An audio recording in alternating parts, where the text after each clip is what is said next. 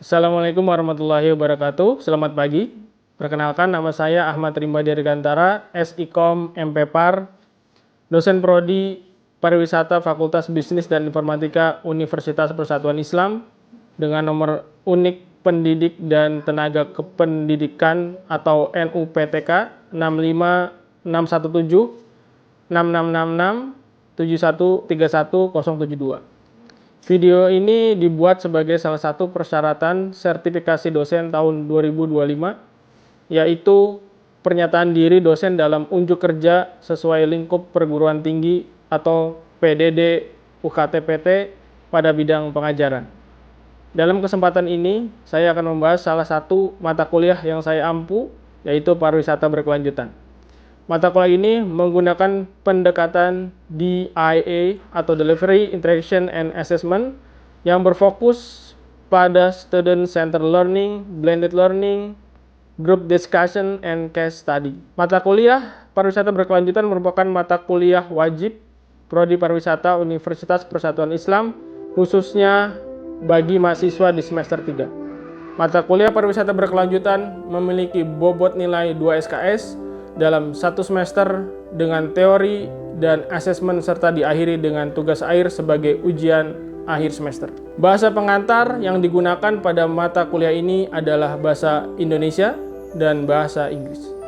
Tujuan mata kuliah ini ialah diharapkan setelah selesai mengikuti perkuliahan, mahasiswa mampu memahami berbagai ruang lingkup dan konsep dasar dari pariwisata berkelanjutan serta implikasinya pada industri pariwisata. Mata kuliah ini akan membahas tentang 1. Pembangunan pariwisata berkelanjutan, pedoman pariwisata berkelanjutan, dimensi sosial dan budaya, dimensi ekonomi, dan dimensi lingkungan. Keenam, strategi berbasis komunitas, peran kebijakan dan stakeholder, teknologi dan data, dan terakhir, studi kasus. Capaian pembelajaran lulusan atau CPL yang dibebankan pada mata kuliah ini ialah yang pertama, berperan aktif dalam meningkatkan peradaban dan kualitas hidup masyarakat, bangsa dan negara sesuai dengan nilai-nilai Pancasila, mampu menyusun konsep dan rencana dalam menyelesaikan permasalahan pariwisata yang bermanfaat bagi masyarakat luas. Selanjutnya, untuk capaian pembelajaran mata kuliah atau CPMK pada akhir perkuliahan ini, mahasiswa mampu menjelaskan konsep dasar pariwisata berkelanjutan, mengidentifikasi tantangan dan peluang dalam pengelolaan destinasi wisata berkelanjutan. Mahasiswa mampu menganalisis studi kasus pengembangan pariwisata berkelanjutan di tingkat lokal maupun global. Yang terakhir, mahasiswa mampu menyusun proposal strategi pembangunan pariwisata berkelanjutan berbasis komunitas. Untuk referensi yang digunakan pada mata kuliah ini beragam. Namun, referensi yang dipergunakan mengacu pada textbook dan pengalaman hasil riset saya dengan mitra dan rekan sejawat dosen. Selain itu, terdapat referensi pendukung lainnya yang disesuaikan dengan mata kuliah ini. Sistem belajar mata kuliah ini secara sinkronus dan asinkronus dan memperhatikan interaksi mahasiswa di dalam kelas. Bentuk perkuliahan sinkronus dilakukan secara tatap muka langsung dengan mahasiswa dan melalui Zoom dan atau Google Meet. Sedangkan bentuk perkuliahan asinkronus dilakukan pada platform SiAkad, YouTube channel, serta grup Telegram dan lain sebagainya yang dapat menunjang kegiatan belajar mahasiswa.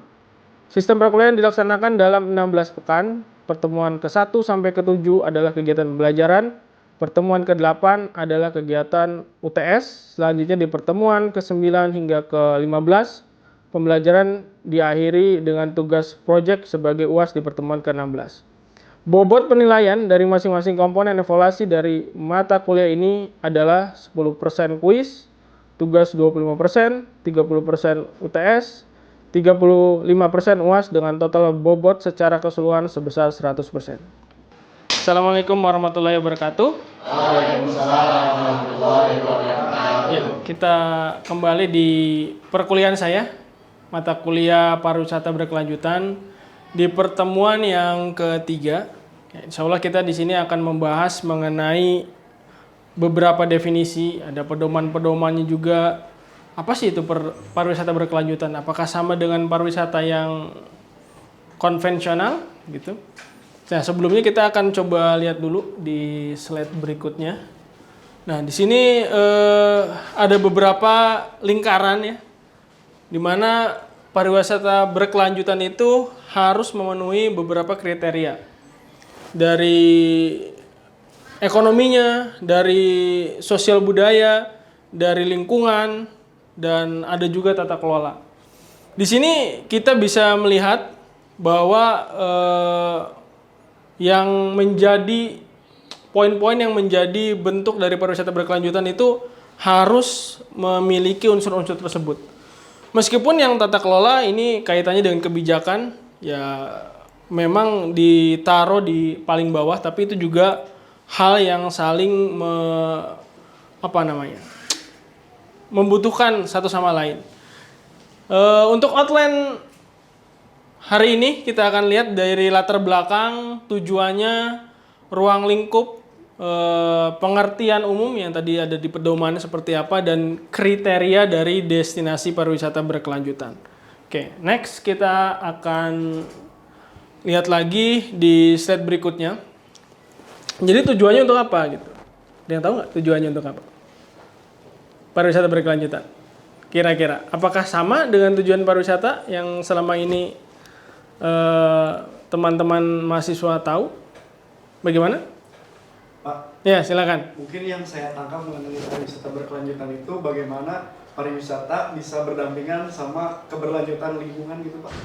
Oke, jadi bagaimana pariwisata bisa duduk bareng gitu ya, oke, dengan lingkungan ya, karena yang menjadi titik berat di sini pariwisata berkelanjutan ya kaitannya dengan lingkungan ya. Lingkungan hanya salah satu dari beberapa unsur yang menjadi core atau unsur-unsur yang menjadikan pariwisata berkelanjutan itu sesuatu hal yang bisa diuji gitu. Nah, di sini juga untuk kita tahu bahwa pedomannya selain dari Kemenparekraf ya, atau sekarang jadi Kemenpar, ada juga dari SDG di UNDP. Ada beberapa aspek ya. Di sini ada kurang lebih 17 subsektor yang kaitannya pembangunan berkelanjutan. Meskipun di situ pariwisata tidak secara tersirat, tapi pariwisata harus jadi bagian atau tujuan dari SDGs tersebut. Aspek lain yang menjadi cakupannya keterkaitan antar lintas sektor, ya, kerjasama antar negara. Ya. Jadi untuk kita membahas tentang pariwisata pastinya butuh banyak stakeholder terkait ya.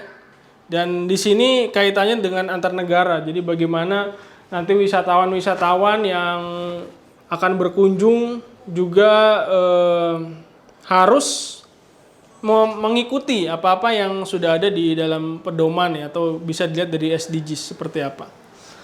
Aspek-aspek dalam pembangunan pariwisata berkelanjutan ya, ada sumber daya manusia, pemasaran, destinasi, dan terakhir ilmu pengetahuan dan teknologi. Ini juga penting ya, mungkin sekarang zamannya AI ya, teknologi, bagaimana AI itu juga membantu pariwisata berkelanjutan lebih sustain lagi, bagaimana lebih bisa aware terhadap pariwisata berkelanjutan. Oke, kita akan lanjut di slide berikutnya. Tujuannya ini mungkin tidak terlalu tersirat ya, tapi tadi sudah dibahas ya, dijawab oleh Gilang ya. Tujuannya untuk apa Pak? Ya, untuk perlindungan kawasan. Jadi ada destinasi tertentu yang mana konsep ini memang dibutuhkan gitu ya. Mungkin kalau kita lihat lingkupnya Kota Bandung kayak Braga mungkin ya. Braga kan ada beberapa kawasan yang mana ada kegiatan bebas kendaraan ya. Ya pendek ya, Jalan Braga kan pendek gitu ya. Atau mungkin kalau di Yogyakarta di Malioboro, tapi Malioboro masih bisa ya kayak nggak salah. Ya memang kalau di Jogja kan memang tidak ada transportasi umum ya. Terus bagaimana pemanfaatan kawasan sebagai destinasi pariwisata berkelanjutan? Ya, jadi pemanfaatan juga tadi dari unsur-unsur tadi kan, ada ekonomi, ada sosialnya, sosial masyarakat, ada lingkungan dan tata kelola ya. Tata kelola ini kaitannya dengan kebijakan ya. Kebijakannya seperti apa? Oke, manfaat penerapan pedoman destinasi pariwisata berkelanjutan ya. Ini ada yang tadi ya, lingkaran tadi ini sebenarnya keseimbangan antara kepentingan ekonomi, sosial, budaya. Jadi memang pariwisata itu tidak hanya mencari benefit semata, tapi kita harus juga aware tentang lingkungan ya. Sosialnya juga seperti apa gitu ya. Oke, selanjutnya ada peningkatan partisipasi dan kesejahteraan masyarakat dan terakhir pelestarian. Pelestarian juga konservasi ya, Jadi tidak hanya alam ternyata yang butuh dikonservasi. Beberapa site atau kawasan tertentu gitu ya, kayak mungkin tadi kita kasih contoh Braga itu membutuhkan yang namanya pelestarian. Oke, next ya. Nah, ini contoh riset saya bersama teman sejawat yang mungkin tahu ya, Bu Febi. Riset ini kami lakukan di kota Cirebon. Kaitannya dengan mais. Mungkin tahu kan mais? Coba Aulia, mais apa? Apa mais? Kayak yang saya tangkap di semester itu tuh kayak apa ya, sebuah tempat untuk diadakannya kayak cara misalkan pelelangan gitu atau cara exhibition ya. Gitu. Oke. Itu yang saya tangkap. Baik. Yang lain mungkin ada yang mau menambahkan? Ada yang mau tambahkan? Gilang? Meeting, Ya. I-nya? convention, Ya. I-nya exhibition, Ya. I-nya itu apa ya Pak? Insentif. Oke, ya sip. Ya, jadi sebenarnya di Jawa Barat itu membutuhkan ini. Karena selama ini kalau ada kegiatan-kegiatan tertentu hanya di beberapa hall yang tidak terlalu besar, mungkin di Bandung daerah Soekarno-Hatta ya. Terus di Sudirman ya kalau nggak salah. Nah, sebenarnya lahan dari pariwisata provinsi punya di Cirebon, nah itu sedang dikembangkan. Saya kebetulan bersama Bu Febi dapat kegiatan oleh mitra dari swasta. Ya meskipun ini kegiatannya memang sudah agak lama dan ini kaitannya dengan case study ya. Studi kelayakan ya. Bagaimana kelayakan untuk dijadikan mais di sana gitu. Memang lahannya cukup besar gitu ya. Cukup besar dan di sini kami mencoba melihat ya dari yang karena ini kaitannya saya masukkan dengan pariwisata berkelanjutan, bagaimana nih sosial, budaya, sosial ekonomi, lingkungannya apakah sesuai gitu ya menjadi destinasi untuk mais di Jawa Barat. Ini gambarnya kecil-kecil ya. Oke, dari sini kita bisa lihat ya hal yang terpenting untuk mais itu yang kita coba lihat dari sudut pandang pariwisata berkelanjutan. Pastinya dengan adanya pembangunan mais harusnya gitu ya lingkungannya, AMDAL-nya sudah tertata dengan baik dan terutama kalau kita membuat suatu event gitu ya pastinya lalu lintas di sana seperti apa gitu ya. Nah, di sini untuk yang case study Kota Cirebon ini memang dia dekat sama tol cuman belum mendapatkan akses membuka tolnya gitu. Karena kan sebenarnya kalau membuat suatu kegiatan khususnya yang internasional ya harus bisa ada akses yang dipermudah. Oke, kita lanjut. Oke, selanjutnya ada ini sustainable tourism ya, kaitannya masih yang tadi. Ini sebenarnya penerapan dari yang tadi udah di awal ya. Saya skip saja gitu ya. Oke, metodologinya ya. Jadi karena ini kaitannya luas, stakeholdernya luas, jadi saya tidak hanya menggunakan kualitatif semata tapi harus juga kuantitatif. Bagaimana penduduk di sana kegiatan ekonomi seperti apa ya, kita survei juga gitu ya. Terus ya yang terkait tata kelola atau policy-nya juga harus disesuaikan juga apakah nanti bisa mempermudah untuk membangun mais di Jawa Barat khususnya di Kota Cirebon. Ya, ini ada beberapa mungkin tidak terlalu terlihat ya karena kita ada ini. Tingkat di sana itu ternyata yang paling tinggi adalah restorannya ya. meskipun yang paling penting selain konsumsi ya, untuk MICE itu kan harus ada beberapa penopang ya. Hotel-hotelnya itu juga harus yang mumpuni ya, minimal kalau salah bintang 5 ya. Nah, di Cirebon juga masih kekurangan ya, meskipun beberapa sudah ada Aston ya. Ada beberapa Swiss Bell 4 ya, masih kurang. Ya, ada beberapa yang masih perlu ditingkatkan ya, diimprove lagi. Selanjutnya ini hasilnya ya. Hasilnya kami menilai sudah layak karena kawasannya juga cukup besar ya. Cuman memang untuk pembebasannya ya, karena kaitannya dengan lahan, masyarakat tidak semudah yang kita bayangkan ya untuk membuat suatu kawasan khususnya untuk kegiatan MICE ya. Jadi memang itu juga sedang diusahakan, tapi nggak tahu nih untuk terbarunya, karena kita waktu itu studi kelayakan untuk sampai ke DED itu mungkin waktunya jadi lebih panjang lagi ya. Pokoknya sekarang ada perubahan-perubahan untuk kebijakannya ya. Oke, kita next lagi. Oke, ini masih hasil pembahasan ya. Jadi intinya yang kita akan coba lihat di sini, dari ya Cirebon ada pelabuhan ya, pastinya aksesibelnya pelabuhan ya, mungkin untuk barang berat ya, exhibition, penjualan dan sebagainya itu bisa, dan bandara mungkin sekarang ada Kertajati ya, dan itu juga menjadi nilai plus. Oke. Next, ini masih ya hasil transportasi tadi sudah ya, aksesibilitasnya darat, laut, udara. Paling memudahkan memang dari sini ya, kelihatan nggak? Sumedang ya, Sumedang ada beberapa juga, Bandung juga masuk ya untuk aksesibilitasnya. Oke, ini kesimpulan ya. Kesimpulannya ya, ternyata tidak hanya kebijakan yang tadi saya bilang. Ternyata partisipasi masyarakat juga butuh dukungan dari stakeholder, khususnya asosiasi. Ketersediaan SDM ya. SDM-nya juga kurang nih di sana. Karena mungkin Cirebon ya kota kecil, tidak seperti Bandung ya.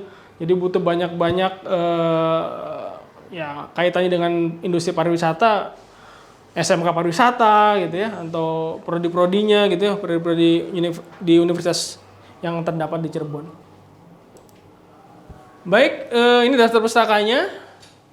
Dan ada pertanyaan mungkin? Silakan. Ada? Kalau tidak ada, kita langsung tugas nih. Kita kasih tugas ya, karena tadi sudah ada tanya jawab juga. Nah, ini tugasnya. Kalian nanti bisa membuat tugasnya ya. Bisa kalian catat nanti tugasnya, dan kita akan presentasi di minggu depan ya. Mudah-mudahan kalian bisa presentasi tepat waktu ya.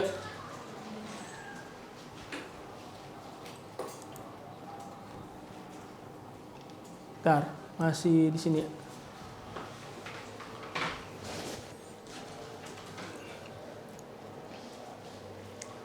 Nanti bisa dicatat ya, jadi ada beberapa indikator juga. Saya ingin kalian tahu dan nanti bisa didiskusikan ya di minggu depan.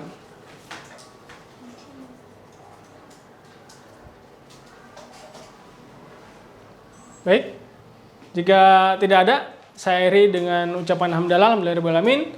Subhanakallahumma bihamdika asyhadu an la ilaha illa anta astaghfiruka wa atubu ilaik. Wassalamualaikum warahmatullahi wabarakatuh. Terima kasih semuanya. Waalaikumsalam warahmatullahi wabarakatuh. Terima kasih banyak Pak. Ya. Sebagai penutup, saya menyampaikan terima kasih yang sebesar-besarnya kepada seluruh pihak yang telah berkontribusi dalam upaya ini.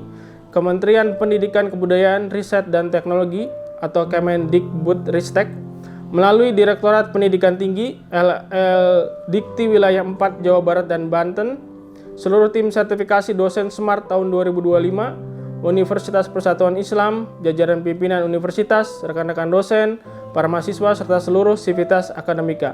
Wassalamualaikum warahmatullahi wabarakatuh.